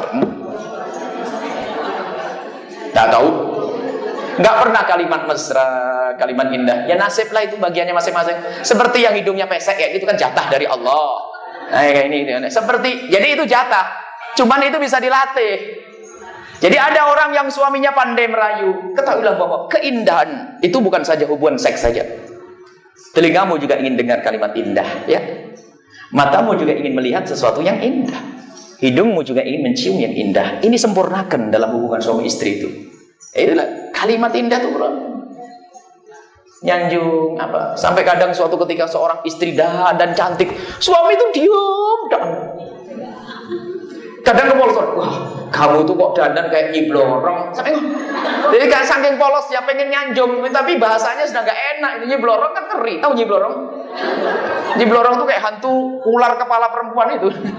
Jadi maksudnya pengen nyanjung, tapi ya karena gak biasa kalimat indah, ya ngomongnya polos-polosan saja. Ya, kamu kayak topeng ya kan. Cuman kan maka itu perlu seni bercinta. Baik. Kalau suamimu cuek, suamimu tak peduli, kamu saja yang iseng, ketularan nanti. Colek, cubit, kamu di sini. Habis abang diam sih. Kamu tuh dah, itu saja sudah. Sudahlah pokoknya bikin indah aja lah, nggak usah musik. Nanti ketularan sedih karena kebiasaanmu adalah nular. Suami istri saling menular, saling bawa itu. Jangan sampai kalau cuek aja, cuek. Saya suruh ngerayu dok. Nah ini, jangan nunggu dirayu. Sebab lakukan kewajibanmu. Jangan nunggu dirayu. Rayulah sebanyak-banyaknya. Ngerayu suami adalah indah. Itu pahala dari Allah SWT. Kadang orang nunggu, orang istri adalah gengsi. Naudzubillah. Ada yang haram, yang belum menikah itu ngerayunya pol-polan. Wah terus ngerayu dok. Wah sampai nanti kita bulan madu di atas awan. Gerayu, tapi giliran sudah menikah tak ada rayu. Apa itu? Omong kosong ya.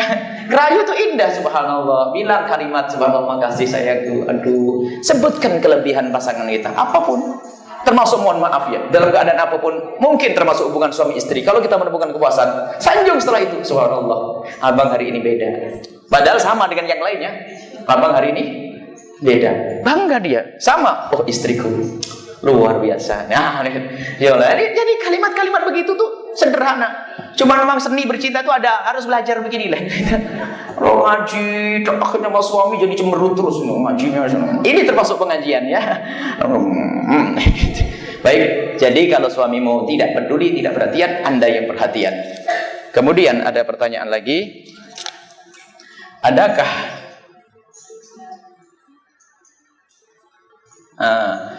bebasahan yang ada di dalam, mohon maaf, bebasahan yang ada di farjinya seorang wanita?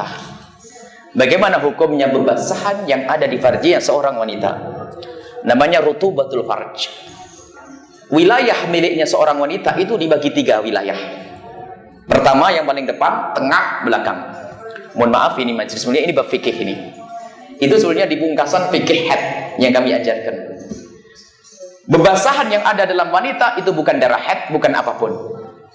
Tapi hukumnya najis atau tidak? Bebasahan yang ada di bagian wilayah terdepan, mohon maaf, wilayah terdepan itu ada mata airnya, ada bebasahannya. Kalau dilap pakai tisu basah, pakai kain tetap basah, seperti bebasahan mata. Jadi bebasahan yang di depan, yaitu mohon maaf, di tempat yang terbuka saat wanita itu jongkok, atau yang bisa terjangkau oleh perut jemari saat istinja. Mohon maaf, kalau istinja itu makruh kalau pakai ujung jemari, karena masuk ke dalam takut membawa kotoran ke dalam. Sudah diatur oleh Allah, kalau beristinja wanita cukup dengan perut jemari. Sudah cukup. Yang bisa dijangkau oleh perut jemari ini, atau mohon maaf yang terbuka di saat jongkok, itu kalau dilap juga ada basahnya. Itu mutlak suci bebasahan yang keluar dari sini. Baik, yang kedua adalah bebasahan yang mohon maaf, bebasahan di wilayah berikutnya. Wilayah yang sepanjang yang bisa dijangkau oleh kemaluan seorang suami, mohon maaf. Wilayah ini yang bisa dijangkau oleh kemaluan seorang suami, wilayah ini ada 2 pendapat. Ibnu Hajar dan Imam Romli berbeda. Sudahlah, ambil pendapat yang gampang, ini adalah tetap suci. Ambil pendapat yang enteng. Jadi mohon maaf jika seorang suami memasukkan, kemudian keluar ada bebasahannya kena sarung, itu tidak. Ini karena apa? Ini keluar dari apa? Balik wilayah yang kedua. Wilayah yang ketiga, di belakang itu semua mutlak najis. Seperti yang depan mutlak suci, yang belakang mutlak najis, yang tengah-tengah. Nah ini, jadi kita bisa ngira-ngira, nggak usah pakai pasti, nggak usah dilihat di laboratorium. Cukup dikira-kira bebasan. Dari wilayah depan nih, ya. Karena apa? Aku tidak merasakan.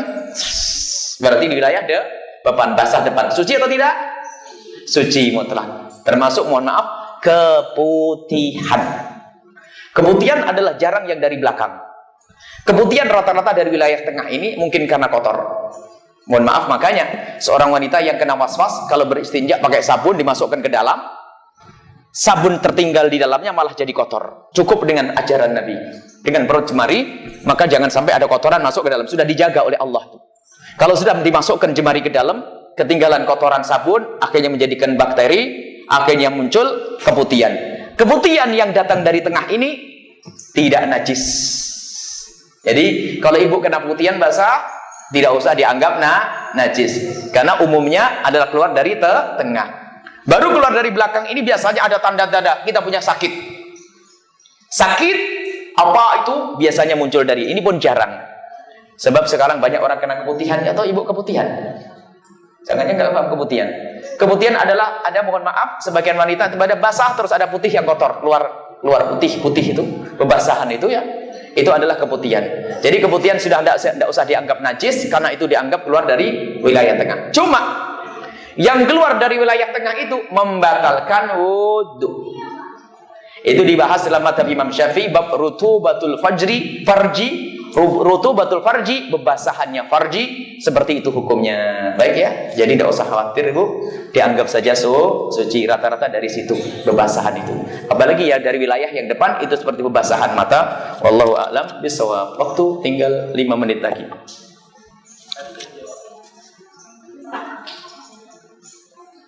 Ini harus belajar ilmu haid itu. Ada pertanyaan tadi tertulis?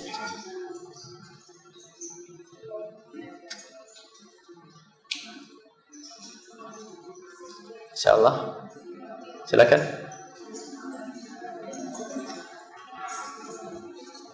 Semoga Allah memberikan kepada kita ilmu yang bermanfaat. Ada guna, ada perubahan di rumah, bukan hanya sekedar hadir pengajian. Baik. Pertanyaan, salam. Apabila istrinya rajin dalam ibadah tetapi maaf ya, dicampur adukkan dengan perbuatan maksiat dan juga suka tonton sinetron unsur maksiat, minta penjelasan, syukron. Kalau ada seorang wanita ahli ibadah tapi kadang masih bermaksiat, alhamdulillah masih mau beribadah, tinggal dihimbau kurangi kemaksiatan perlahan demi perlahan. Yang sudah menjadi masalah, sudah maksiat, jarang ibadah. Jadi berbanggalah masih bisa beribadah. Tinggal ngurangi kemaksiatan itu, bisa saja menghabiskan pahala. Apalagi ditonton film-film yang enggak, itu malah bisa mengotori hati, sehingga menjadikan kepada suami kurang semangat, kepada istri kurang semangat, dan kadang yang kita tonton itu ngajari kita melakukan sesuatu yang haram. Pakaian tabarruj apabila di luar rumah tanpa suami atau mahram bersamanya. Mohon maaf, tabarruj itu adalah pakaian yang mencolok, yang membuat membuat fitnah. Jadi orang tabarruj al-jahiliyati. Kita tidak berbicara tentang menutup aurat. Menutup aurat jelas. Ketahuilah bahwa wanita solehah diantaranya adalah semakin dia punya rasa malu yang tinggi, semakin solehah dia.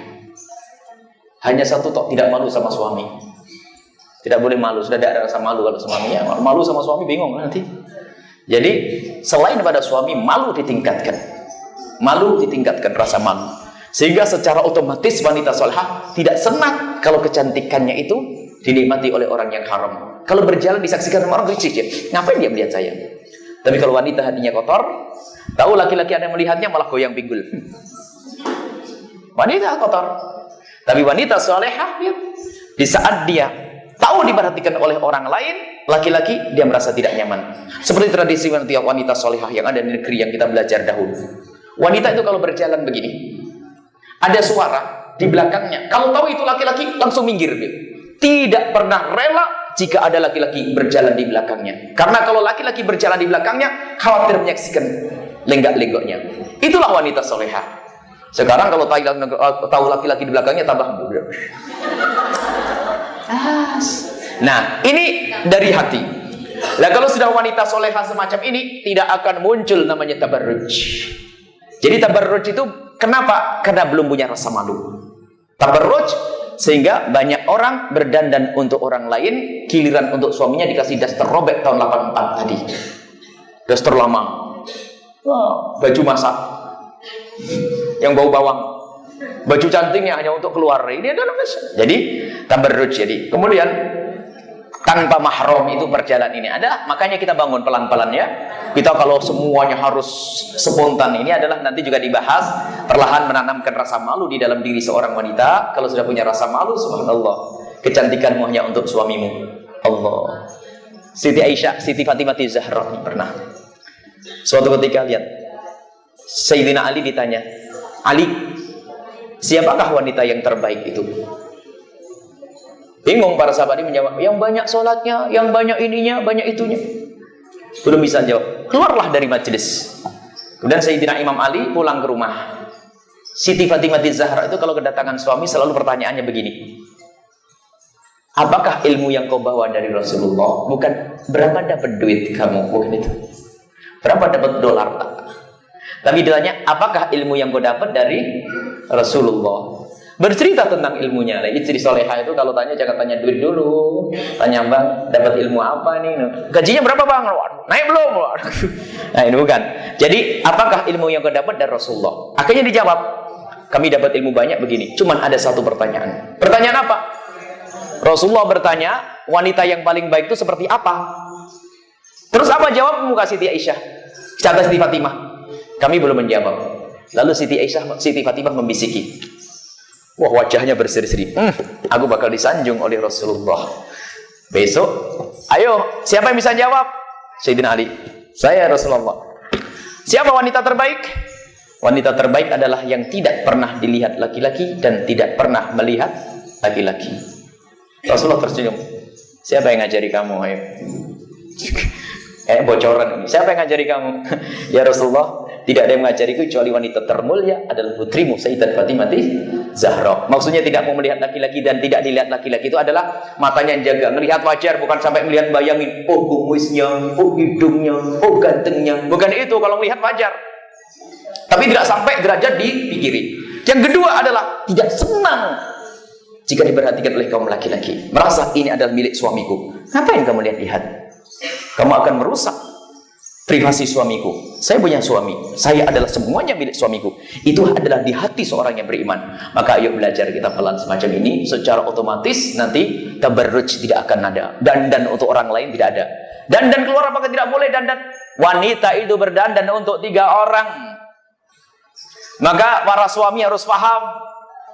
Wanita itu berdandan yang pertama adalah untuk dirinya sendiri. Mana nih? Caca mula, kan ya bola balik. Wanita berdandan untuk dirinya sendiri. Biarin.